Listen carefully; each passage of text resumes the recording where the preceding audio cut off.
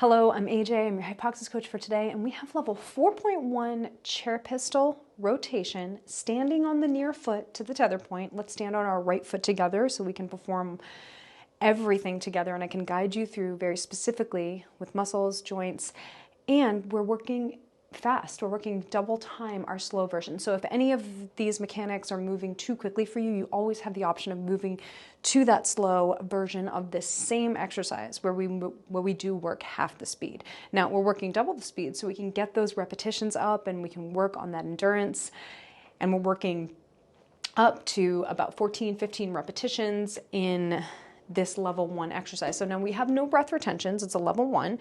We're working through that engaged exhale, and we do have 7 breath cycles here. Now let's quickly review the mechanics because this is a 0.1 video. Let's spend a little more time on reviewing the mechanics. Now, because this is a balance exercise, we're deeply working the core, we're deeply working our near foot strength. Additionally, because it's a single leg balance, you have the option of kickstanding that outer foot to begin to help you find the positioning of the joints and find the activation, connect to the activation of the key muscles that you need to connect with here. Now, eventually the progression is to be in a single leg balance. So wonderful for working on knee, ankle, hip stability, but you can start with that kickstand. Now, hand alignment in terms of lining up with the tether point, you want your hand knuckles about in line with the anchor point, not in front, not behind, because that's going to help you to target the shoulder rotator cuff on both sides and target your obliques. Not to say that you can't move forward or back for, specific emphases, and of course your HYPOXIX coach can help you with that. But for now, I want you to line the hands up with the tether point. Less is more in terms of resistance. We're trying to get those tiny, teeny muscles here, and we're working on balance. And so I want you to use the yellow band and work pretty close to the tether point. Notice I'm pretty close to my tether point.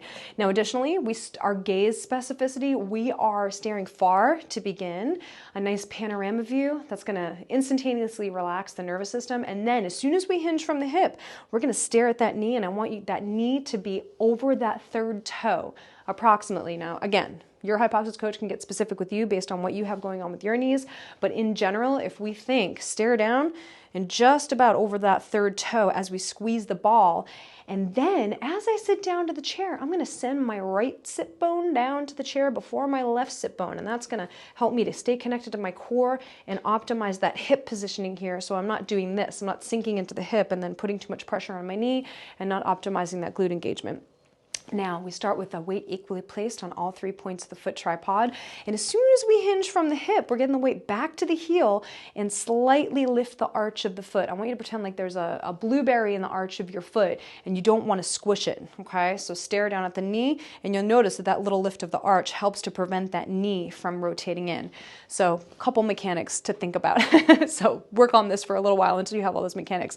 Now, additionally, when arms are relaxed to begin, but as soon as you hinge from the hip is when you pull the hands to the center, and then you just kind of keep them there. Not kind of, you do keep them there when you hinge from the hip. So I'm staring at my knee, I'm staring at my knee, I'm staring at my knee, and then I'm staring far as I release the band. Blow, hiss, soft shish, loud shish. So I'm going to start the metronome and we're going to go right into it. We do have, this is also a cool exercise, we do have 7 breath cycles here today with no breath retention. So let's hit it, get into position, hands lined up with that tether point, and here we go. Overhand grip for this one, zip up, inhale, hiss, 2, 3, 4, 5, inhale 1, inhale 2, and blow.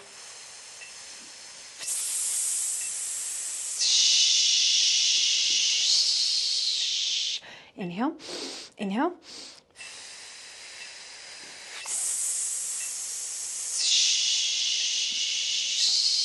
Loosen the ribbon, now tighten it. Inhale, weight back in the heel, third toe.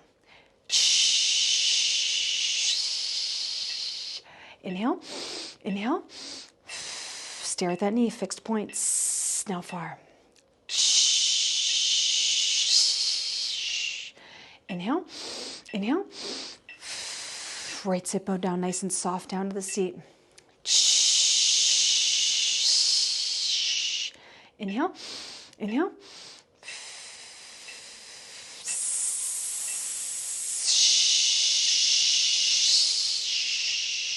Inhale, inhale.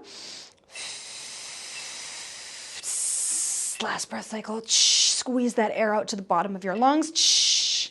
And finished.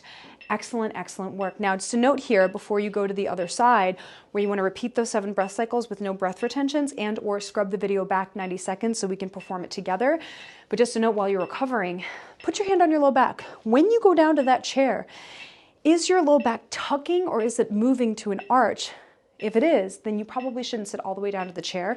And you just want to go down just like a little bit deeper until you get that hip mobility and stability to be in low back stability to be able to sit down to the chair with no movement in the low back. The main goal of the combination of the ab ribbon and the engaged exhale is to stabilize your low back so that you're strengthening your hip, but you're not compromising your low back. So just know that you have the option of making modifications like putting your foot in kickstand and also not sitting all the way down to the chair until you feel your low back totally still and totally stable in that exercise.